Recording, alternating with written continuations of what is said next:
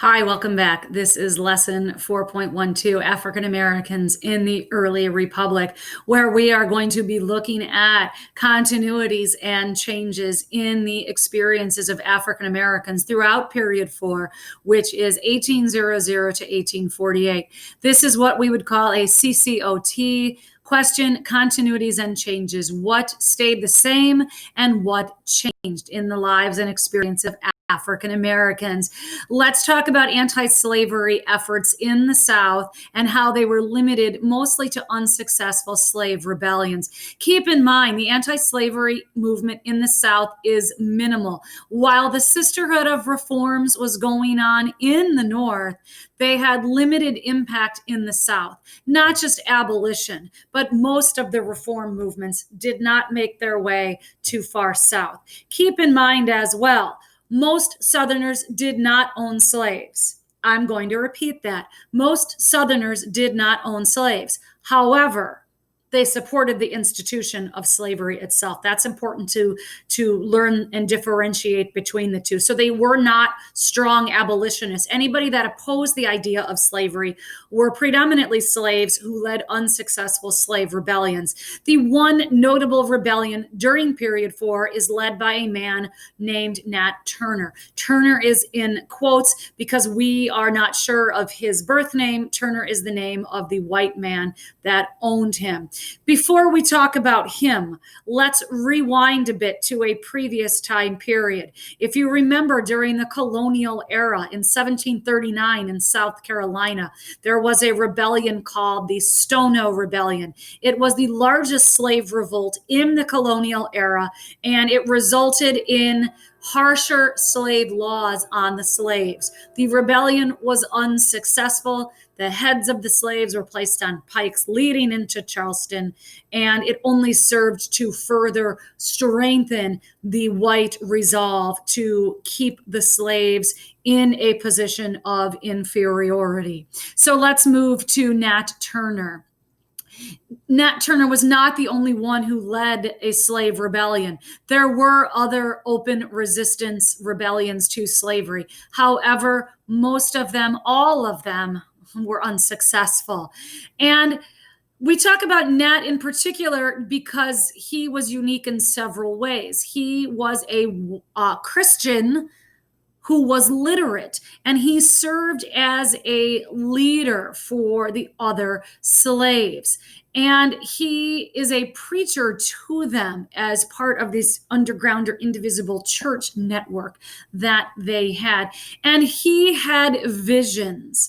The visions he interpreted as signs from God. And one of his visions was to be a divine bringer of freedom to his people. He was going to arm his people, these slaves, and lead them in a rebellion against the white oppressors. And when there is a solar eclipse, the rebellion occurs. He takes that as a sign. So he gathers together a group of trusted men who are also slaves, and they go from house to house in the middle of the night, and they slaughter over 60 families, white families who were slave owners. They used the tools readily available to slaves: farm tools, machetes, knives. They did not discriminate. They killed men, women, and children. The militia was called out to suppress the rebellion. Most of the 60 enslaved people that were with Nat Turner were killed. Nat Turner himself was captured and executed at a later date. So this is an unsuccessful slave rebellion. Why are we talking about it? Because of the impact. The impact was that the South Carolina legislature retaliated. They killed over 120 people, most of whom they Black people, enslaved people that had nothing to do with the rebellion, most of whom. There were a few that did. But they did this as a warning to prevent future uprisings. They acted swiftly and severely with what they considered to be a method to serve as a warning that you are not going to rebel. Another impact is that the southern states, not just South Carolina, began to pass very strict literacy laws, meaning no enslaved person, no free Black, and no people of mixed race could even learn to read. Because again, Nat Turner was literate, therefore dangerous. Religious services were also banned unless you were a slave and you were with a white minister. So religious services for Black people were made illegal. And finally, criminalized abolition. The South said that if you were in possession, whether you be Black or white or mixed, if you were in possession of any literature that was of an abolitionist nature, it was a criminal offense punishable by imprisonment. So as you can see, unsuccessful slave rebellions and the Southern whites putting harsher laws is a continuity that is the same as what it was in the colonial era. Let's move on to our next key concept. This is all about how they found strategies to protect their dignity and family structures, and how they joined political efforts. Community structures among enslaved people. Number one, separation among enslaved people was common.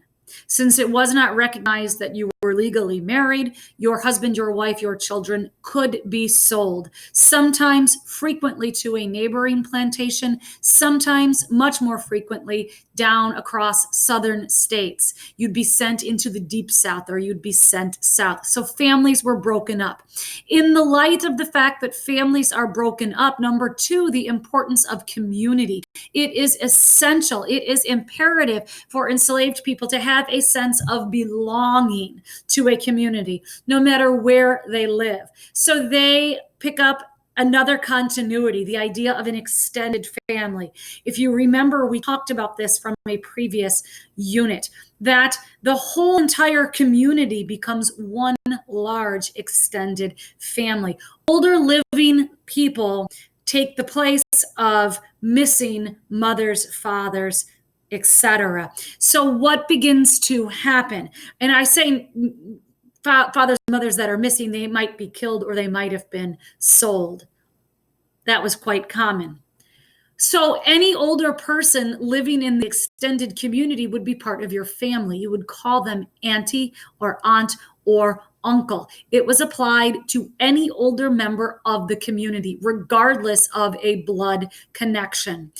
Also, another continuity is the idea of religion. Religion is a powerful tool to combat the idea of the inhumanity of enslavement. You knew that if you lived, you were promised an afterlife in heaven. So you had hope for a better life upon your death. So it's something to look forward to. A major change, you're looking at continuity on change. A major change is that during this time period, we start to see political activism by free Blacks. Following Nat Turner's rebellion, many free Blacks in the South moved north. They're not going to stay in the South where their children cannot get an education. So if they had the means, they moved north so their children could get an education. And when they moved north, they joined the abolitionist movement, because this is during the zenith of the Sisterhood of Reform era. Enslaved people who successfully ran away, there are two of note. The first is Frederick Douglass. Keep in mind, if you are an enslaved person and you run away, you lend an especially powerful voice to the movement because you have first-hand knowledge of what it's like to be a slave. Frederick Douglass was one of the most successful runaway slaves. He turns into an abolitionist. He works very closely with a white radical abolitionist, William Lloyd Garrison. And like Garrison, Douglass is successful in publishing his own newspaper. Douglass's newspaper is called the North Star, where he uses it as a platform to promote political activism and the abolitionist movement. Douglass is also successful in publishing an autobiography. It is called, quite simply, The Autobiography of Frederick Douglass. And it becomes an international bestseller, and it broadens his message. However, it brings him notoriety because he is discovered as an escaped slave, and he is forced into hiding in Europe until they are able to raise funds to purchase his freedom. Douglass is of later importance as well because he leads his voice to the women's suffrage movement in what is known as first wave feminism.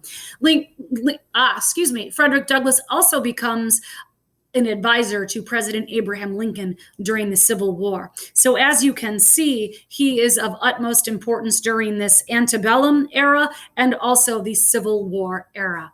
Another prominent runaway slave is Sojourner Truth. That is not her real name. She was born as a slave in upstate New York. Remember, at one point, all states had slaves, all colonies, had slaves. Her name was Isabella Baumfree, and she had seen most of her children sold off away from her. So she runs away, and she changes her name upon her freedom to Sojourner Truth. This is a biblical reference to one who seeks the truth. She is on a sojourn, a journey. So she is a truth seeker. She becomes a leading member of two important reform movements. One is the abolitionist movement, and the other is the suffrage movement. She lends her voice as a woman and as an escaped slave to both. So she is very much engaged in the activism of the Sisterhood of Reforms during the antebellum era.